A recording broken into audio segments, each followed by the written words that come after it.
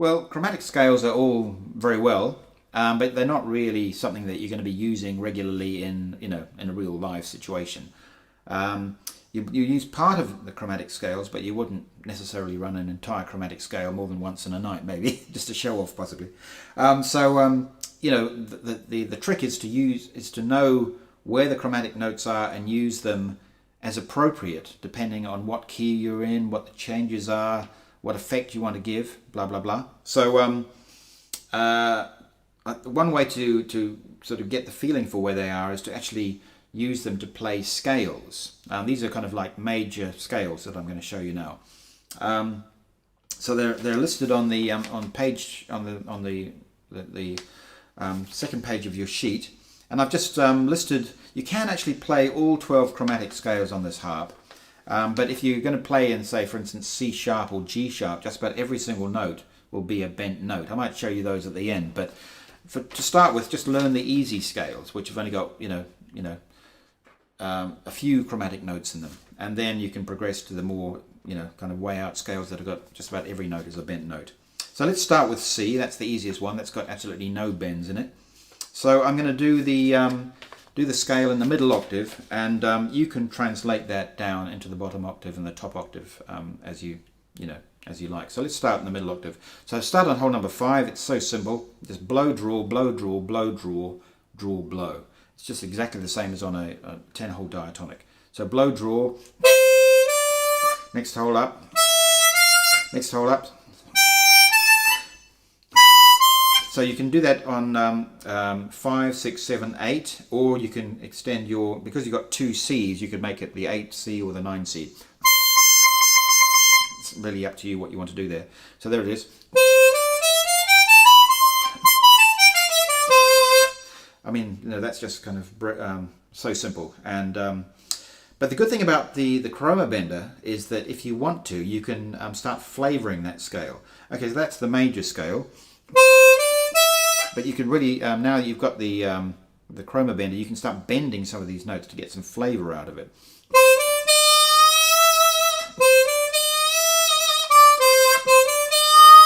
So that's the third of the scale, and that's always a great note to sort of play around with. Or the fifth is your 7 blow.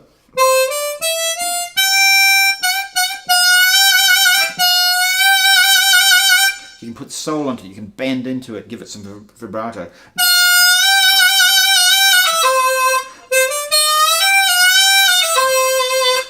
So your simple C scale, which sounds pretty dry and boring when you first play it, can actually suddenly flower into something very, very soulful and sexy on the Chroma-Bender.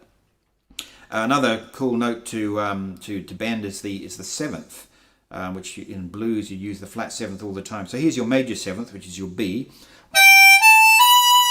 which is your 8 draw. Now you can bend that.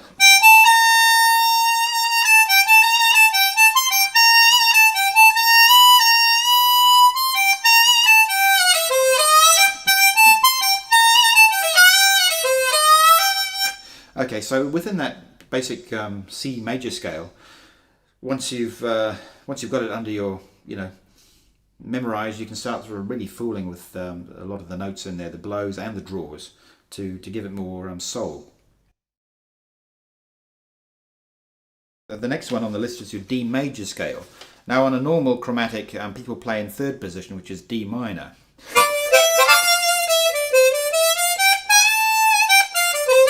Okay, so D minor is really easy because it just uses the same note as the C major scale.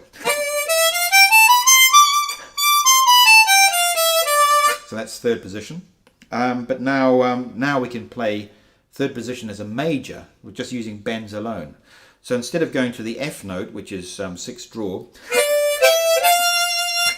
you can now go to the F sharp, which is your 7 blow bend. So here's the D major scale as shown on your sheet.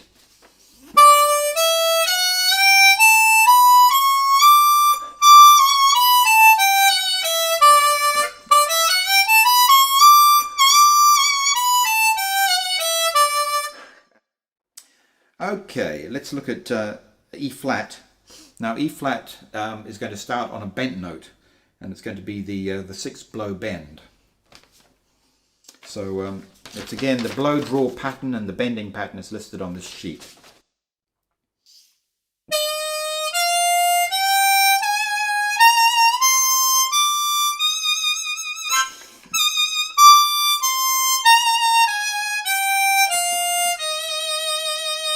Okay, so that's starting on a bent note, and it's got draw bends on the 7 and the 8. Okay, let's go to E major. This has got quite a few more bends.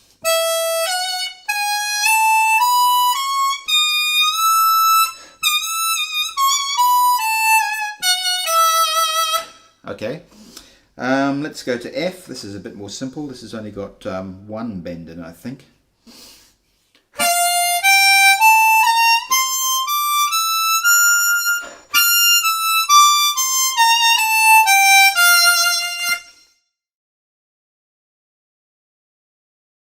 Okay, we're getting fairly high and squeaky up there, so let's shift the next scale, G, down to start in the bottom octave.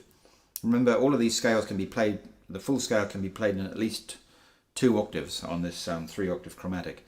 And the G scale is one of those, so you can start on 3 or you can start on 7 and get a full scale. So let's start on 3, a bit more of a mellow range. Now we're going to, this one's only got one bend, which is the F sharp. It's the major 7th right at the top of the scale.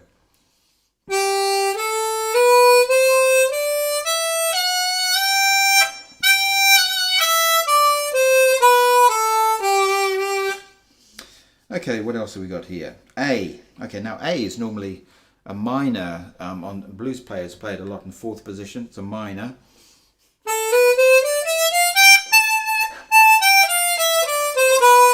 So it's available for you as a nice minor key there, quite easy. But now we can play it as a major as well, so it's just got a couple of bends.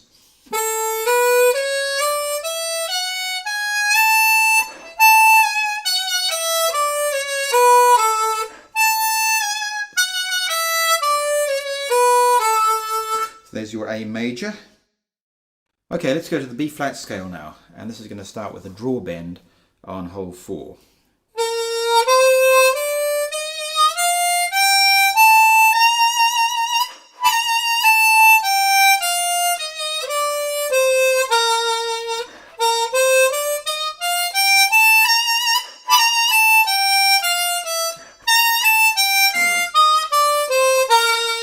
Okay, so I made a little mistake there. You've got to, as you go down, you've got to basically think ahead and think, well, no, I can't use the E natural in a B flat scale. I've got to use the E flat, and that's a bend of the E natural. On a normal chromatic, you do that with a slider. You'd actually, raise the 5 draw to the E flat. Here, you're bending down the 5 blow. So it's it's new territory. But as I hope you'll hear, there's a hell of a lot of wonderful possibilities with this new harp. Well, I think that's enough for this video. I'm going to do another one where I explain how you can adjust the reeds for your style of playing, whether you're a hard player or light player, and just show you the technical minded of you how you can get the most out of this harp. Bye for now.